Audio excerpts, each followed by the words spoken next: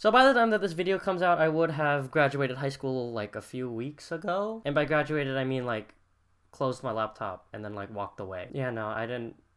I thought it was sad too. And now that I'm done with the whole high school and college application thing, and now that I know where I'm going to school, hopefully you guys can guess where I'm going to school. Leave a comment below if you figured it out, guys. I made it really hard. Now that I know where I'm going to school, I figured that I'd make this video to help out anybody who's still deciding, going through the application process, and just kind of tell what I want to do. So I've basically been wanting to be an animator since I was a little kid. I didn't really decide on what I wanted to do in the animation process, but I really loved watching animated movies, and I would sometimes pop in the DVDs of like Monsters Inc. and Incredibles and Cars, and then only watch the behind the scenes documentaries. Not the movie. I would only watch the documentaries and then like take out the disc and then like go on with my day. I was like 5. Like that was just something I did. No wonder I'm boring now. But yeah, so I was just really interested in doing the animation process, and then I, discovered Blender at like 12 years old and started doing stuff like that. My big dream though was CalArts. That was the big one. That was where I wanted to go. That was where I wanted to be, because like all the best people went there. Like I was inspired by people like Tim Burton and like Brad Bird and at the time John Lasseter. Yikes. And I wanted to follow in their footsteps, go to CalArts, and hopefully, work for Pixar one day or something. And as I got older, like things changed. So at one point I wanted to be an Imagineer. I still kind of do. That sounds like a dope job. At one point I wanted to be Spider-Man. I wanted to be a superhero, but then I was and this is like for real. Like I told my parents, like I want to be a superhero, but like that's impossible, so I guess I can't. Like that was like I had a realistic. I knew my limits. I knew that I couldn't do that. But you know what? I didn't stop dreaming.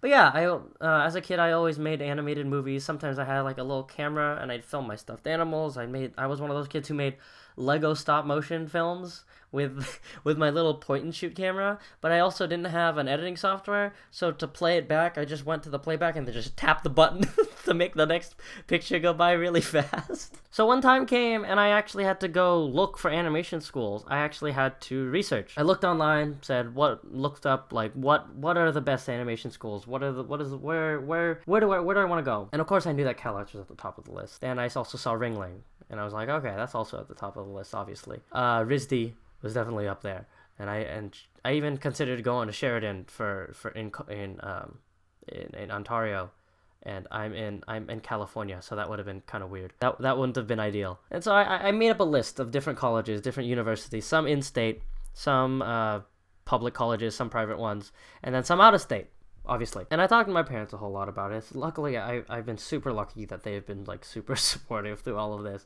It's very rare that you have an Asian family and both of their kids ended up going into art. My sister went to school for music, by the way, just so you guys don't get that. They helped me out. They helped me research things. And of course, we're not an incredibly rich family. We're pretty like middle class America. But definitely if I was going out of state, it would be very, very, very hard to pay for my college, especially considering what would eventually happen to the economy. So that was a huge factor in my decision with my parents and I. So I started working on my portfolio. I took classes at my local, like on a community center. I took figure drawing classes. My mom got in contact with an art teacher, and I went to her house and I got personal art lessons, which are really cool, and she was like super nice and super awesome. If you're watching this, you're awesome. And over the course of about a year and a half, I was able to put together a portfolio of like 20 pieces, plus a few things that I did on the side for friends like who commissioned me to do art for them. And it was a mix of things. It was some actual CG stuff, it was some actual like hand-drawn animated stuff. I didn't do a lot of those though. Most of them were figure drawings, life drawings, still life stuff, perspective things that were just general fine arts, like basic stuff. And I gotta admit, it wasn't a fantastic portfolio.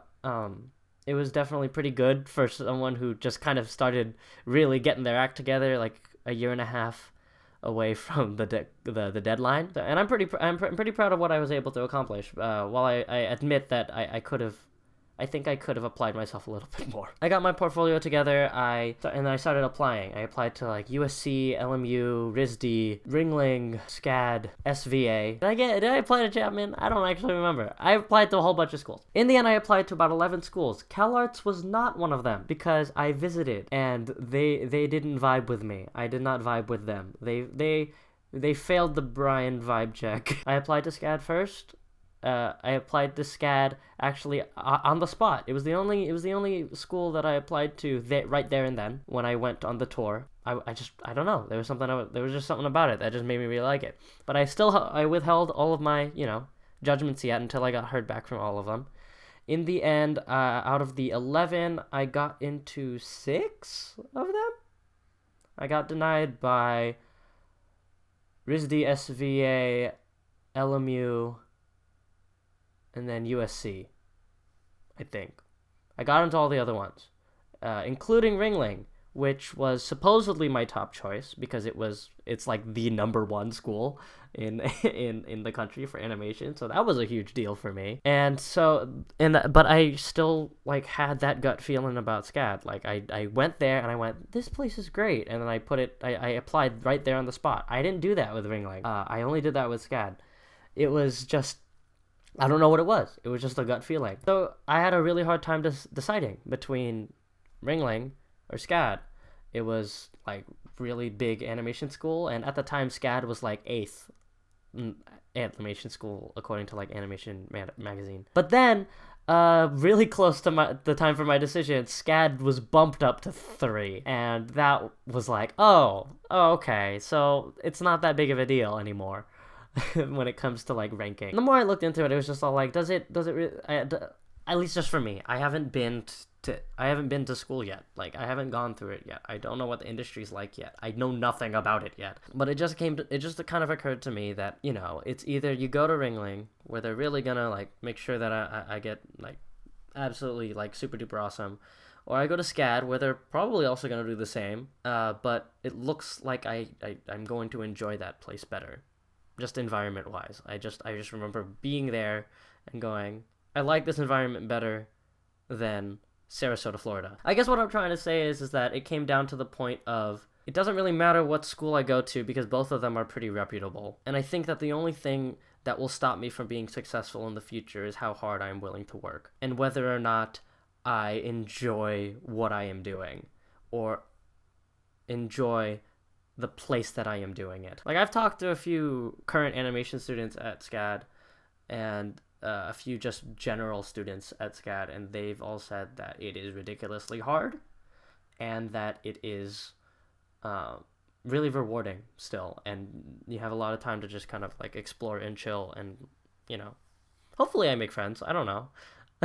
I'd like to think that I'm a decently interesting person, but I don't know. I watched documentaries when I was 5, so who knows? And of course, I looked into online school as well, Animation Mentor, Anim School, and those programs are like fantastic. I like seeing the work that comes out of them, like really great. Like it's just really great, the kind of stuff that comes out of there. So if you can't afford like out-of-state tuition, or you can't do like a university setting, like that's just not in your budget, I definitely look at those, because I was seriously considering those for a while. But after doing online school for like 3 months,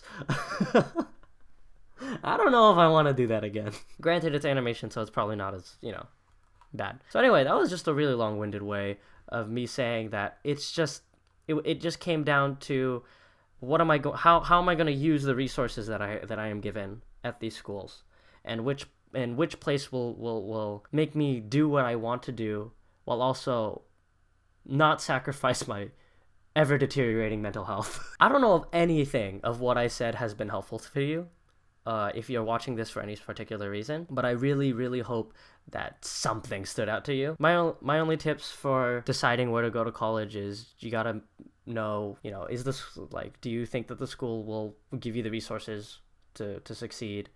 Are you willing to put in the work with those resources?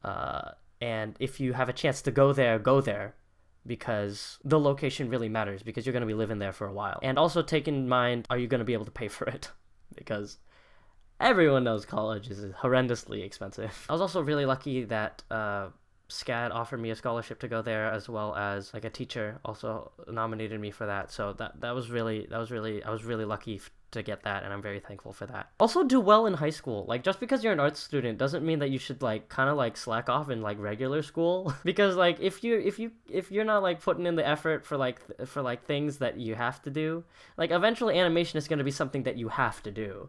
Like, I don't know, just work on the work ethic now. Like, even if it's not animation, just work on the work ethic now. And also, like, if your grades might help you. Like, grades helped me to get into SCAD because SCAD doesn't require a portfolio to get in. It's like based on grades and SAT scores. So like, do like decent, like do pretty good. You don't have to get like straight A's or anything, but just like, don't fail, which is hopefully not that hard for you guys. Sometimes it was harder than others for me, but whatever. Anyway, I've talked long enough. If you want to hear any more of this and you want to have any questions, just leave it in the comments below. I might go through my portfolio that got me into SCAD and Ringling if you want to see what that looks like. Hopefully all of this was helpful for you guys in some shape or form, and see you next time.